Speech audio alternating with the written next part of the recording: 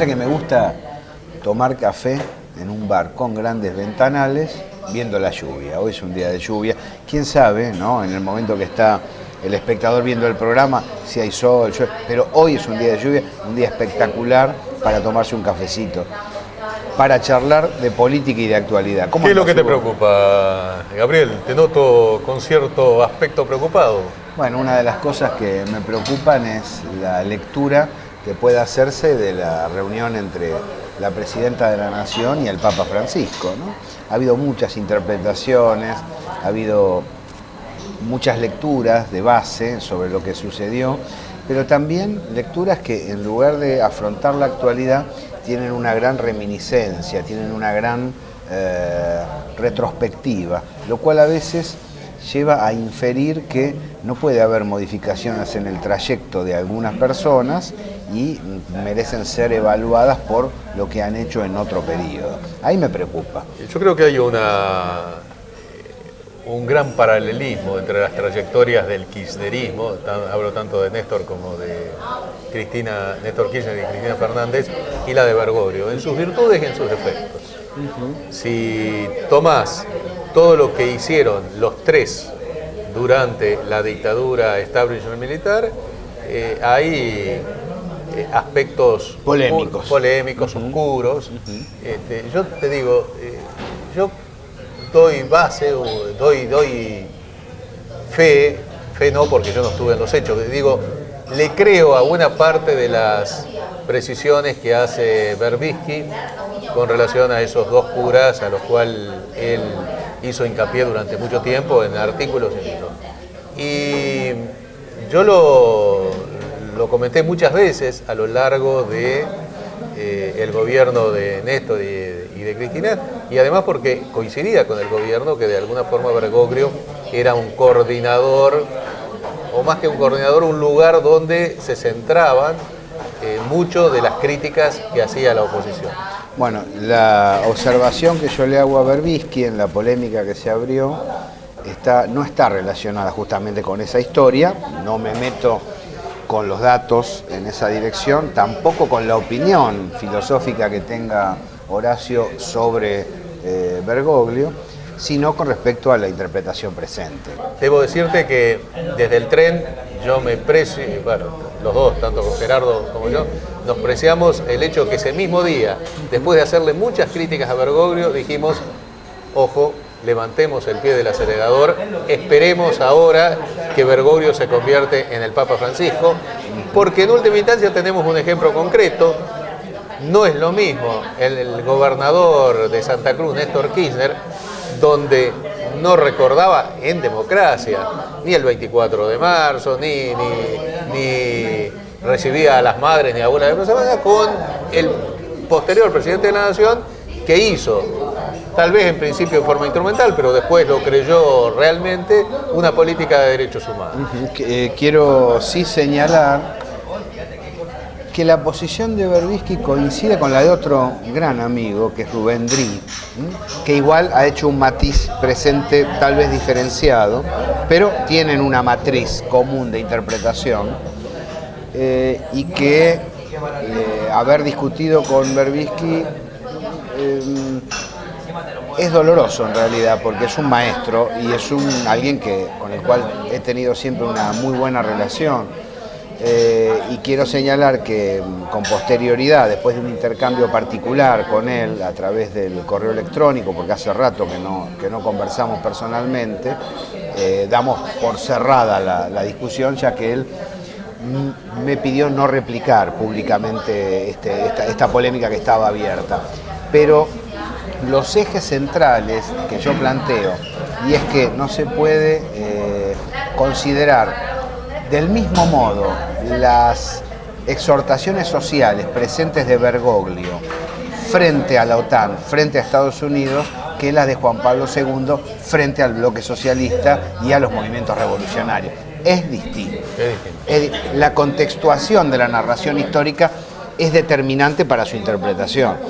Y lo mismo con respecto a la acción interna del Papa. Yo no visualizo, como vos acabas de señalar recién, que exista una acción destinada a generar una desestabilización fomentada desde alguna instancia vaticana. Ahora, hacia la Argentina de ninguna forma. De ninguna manera. De ninguna forma. Ostensiblemente sí, debemos decir que hay bolsones, La Plata, Córdoba, donde hay obispados que son antidemocráticos y que se oponen con tanta insistencia a Cristina como a Bergoglio, nada más que a veces no lo manifiestan de manera pública, pero están escandalizados, como se conoció en algunos documentos reservados, por la decisión de casar mujeres separadas, bueno, tener una serie de gestos diferentes hacia la interna de lo que han tenido otros clérigos.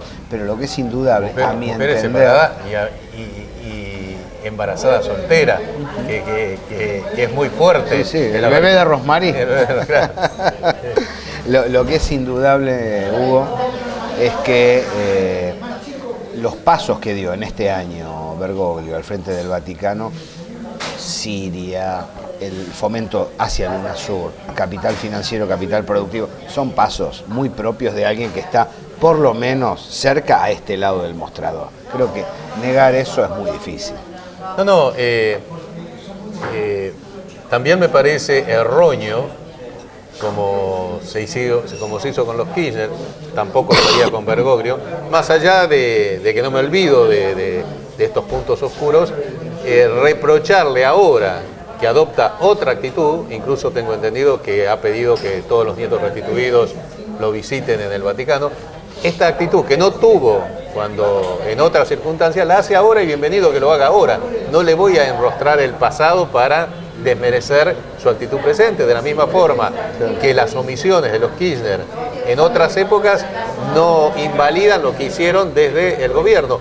En última instancia, los protagonistas históricos son una mezcla de oro y barro. Claro. ¿No? Y de cambios. Claro. Ahora, cuando vos haces el balance de un personaje histórico, de acuerdo a lo que vos considerás fundamental, predomina el oro sobre el barro, y otros, desde la crítica, hacen predominar el barro sobre el oro. En última instancia, los personajes históricos no se definen por una suma de virtudes, sino por un balance. Y según los activos y pasivos que pongan ese balance, uno lo considera un protagonista central y otro un protagonista menos importante. Esto abre juego a una observación que pensaba mientras se daba toda esta discusión. Yo decía, donde no coincido con Benedetti y Serrat es en esa frase: nunca es triste la verdad, lo que no tiene es remedio. Hay verdades tristes y a veces tienen remedio. Es el gran error de esa dupla maravillosa, y tal vez la única frase de Joan Manuel Serrat pronunciada equívocamente. Me parece que En más realidad, que hacia el futuro se refiere a ese momento presente. Puede ser. Lo cierto es decir, es que hay situaciones que son lamentables. Vamos a tomar un ejemplo. Por ejemplo, una persona padece cáncer. Es una verdad y es triste. Es una verdad triste. Ahora, ¿tiene remedio? Vemos los casos de queridos amigos, felizmente, que han remitido a la enfermedad y que con un tratamiento adecuado han logrado sobreponerse. Es decir, es triste y tiene remedio, exactamente lo opuesto. En el caso de los protagonistas políticos de los que venimos hablando, ciertas verdades anquilosadas, si se repiten de manera persistente a lo largo del tiempo, como si estuviéramos hablando de la misma situación política de hace 30 años, y se transforman en suerte de cristalización de la historia, pero tienen remedio. En algunos casos, la misma realidad los conduce por otros caminos. Vos sabés que creo que muchos de los que celebraron entusiastamente la designación de Bergoglio, porque decían, bueno, si acá jugó un papel importante como un vertebrador de la oposición, desde el Vaticano y con el peso que tiene un papa, el gobierno de Cristina Fernández tiene los días contados. Claro. Todo eso se da en forma exactamente lo contrario, es un sostén del gobierno de Cristina Fernández. Este error de los pro Bergoglio y ahora reticentes con el Papa Francisco, Sí. es bastante parecido a lo que ocurrió con Fidel Castro cuando visitó la Argentina en 1960. Sí. Si uno agarra a la nación y la prensa, Estaban contentos. verá la alegría que tenían porque equiparaban Fidel Castro En contra de... Claro. Fidel Castro es Aramburu. Claro, y Fulgencio Batista es Perón. De manera que ahí la equivalencia era... Ahora, la CIA no se equivocaba. No se equivocaba. Era el primer militante peronista de América, Fidel Castro. Qué curioso, ¿no? Las definiciones que se dan. En ese sentido, hay otros elementos también que configuran la realidad. Ahora, vos decías lo del programa. Yo recuerdo el comentario de usted. Yo a la media hora de la designación de Bergoglio, mientras en la radio, en la gráfica, me rodeaba gente protestando, alarmadísima, yo escribí la primera nota donde dice una jugada política de alto vuelo, donde señalo, creo que ahí coincidimos tácitamente el tren y la señal al aire, que además competimos felizmente como colega, en una interpretación. Lo que pasa, Hugo, es que después de un buen tiempo, uno aprende a tener la cabeza abierta. Por sus actos los conoceréis, o, más popular, en la cancha se ven los pingos, ¿no? Y hay otra frase conocida que es: al rengo se lo ve cuando camina. Exactamente. ¿No? Sí. Exacto. Antes no se lo ve. Pero justamente en ese momento, incluso Cristina en las primeras 24 horas quedó descolocado, ¿no? Estaba en Tecnópolis, le dieron la noticia, ni siquiera lo mencionó, habló de algo latinoamericano. Y ahí salieron algunos figuras conocidas del kirchnerismo a pegarle como si todavía era Jorge Bergoglio, y después tuvieron que retroceder y dar pasos atrás, ¿no? El otro tema que se condice colateralmente con este es la persistencia del debate alrededor de las finanzas, de los fondos buitre y de la situación argentina.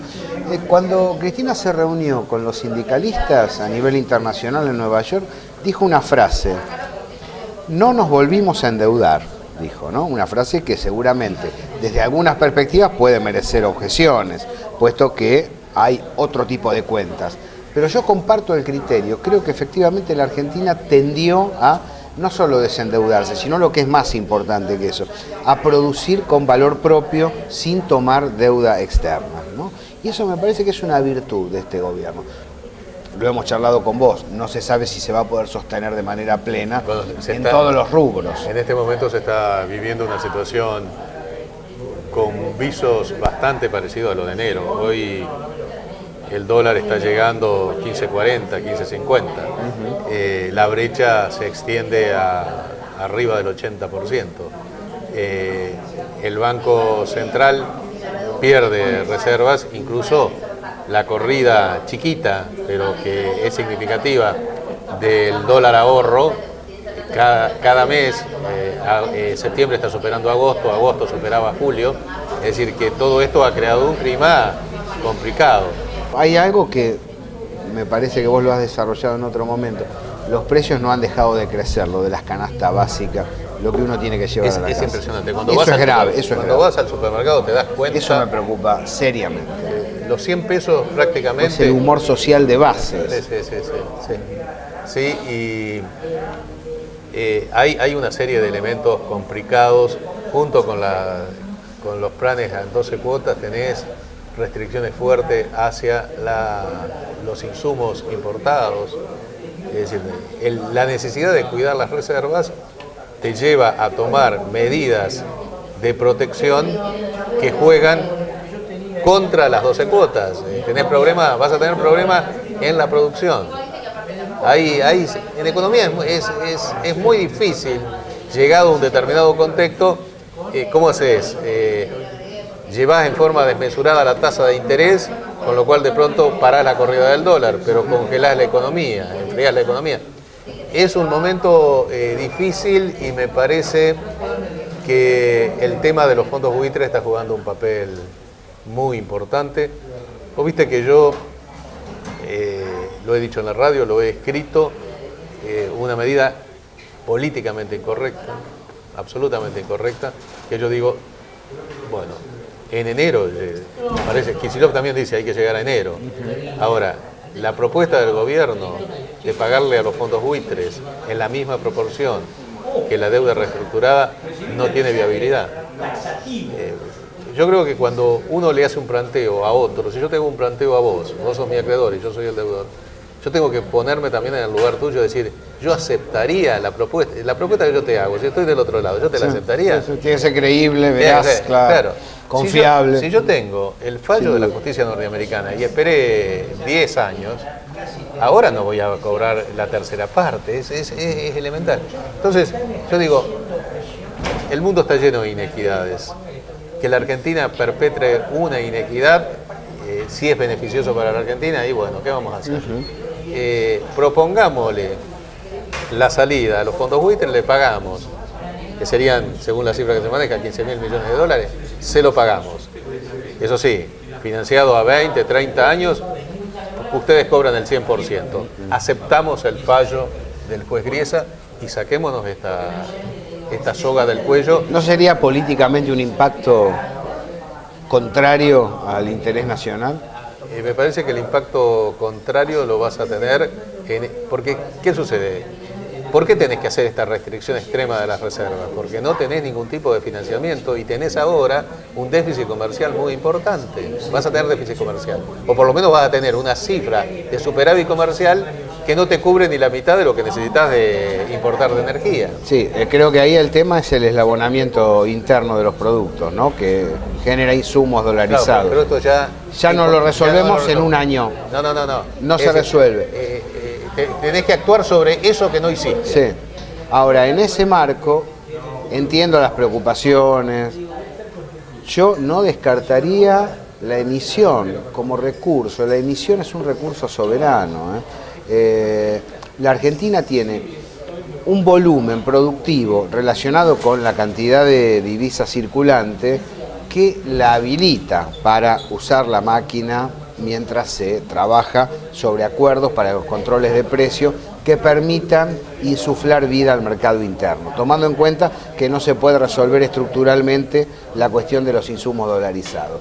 No me parece que eso, que ha sido introyectado dentro de la mente de los economistas sobre todo, pero de todos los argentinos, como gasto público, como divisa sin sostén, merezca ser evaluado como una posibilidad cerrada. La Argentina tiene derecho a emitir, Estados Unidos ha emitido un festival de dólares. Sí, pero es distinto, Gabriel, es distinto. No vamos a hacer lo mismo, por supuesto, porque nos hundimos. Es Estados Unidos lo sostiene con cañones. La Argentina no lo va a hacer. El dólar se distribuye en todo el planeta. Pero no hay que escandalizarse. Lo tenés solamente en el territorio nacional. Pero no hay que escandalizarse. Si es necesario. No, ya sé que lo está haciendo, pero creo que en el primer semestre del año que viene podría tomarse algunas licencias controladamente y llenar de evitas buena parte de la comunidad. Lo que sucede es que, así como es falso suponer que la emisión es causa exclusiva de la inflación, superado determinados límites, indudablemente es cierto que la emisión te produce inflación. No es la única causa, como dicen los monetaristas, hay otras causas más importantes, pero, ¿cómo te diría? El dulce leche, vos lo comés y no te produce daño. Ahora, comete 2 potes de dulce leche y vas a ver que vas a tener un problema digestivo. Bueno, es la discusión que teníamos el otro día de tabaco, marihuana, claro, alcohol, sí. O lechuga. Bueno, una lechuga con herbicida es como fumarse un cigarrillo de marihuana con papel y nicotina. ¿La seguimos la semana que viene, Hugo? La seguimos. Dale.